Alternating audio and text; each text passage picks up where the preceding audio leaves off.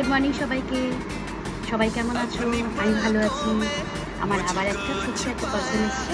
এই পার্সেলটা আমি নিয়েছি। আমি তো প্রোগ্রাম করতে যাই, এটার জন্য আমাদের ভীষণ এই ধরনের আমাদের গলার সেট, কানের সেট লাগে।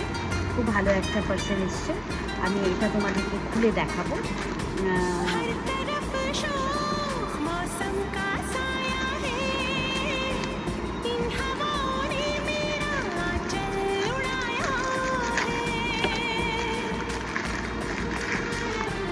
दिल में जो छुपी है एक दिलरुबा है, ऐसा लग रहा है प्यार हो रहा है, बेकरारी में भी এটা আমার কিন্তু নতুন সঙ্গী, জানো তো?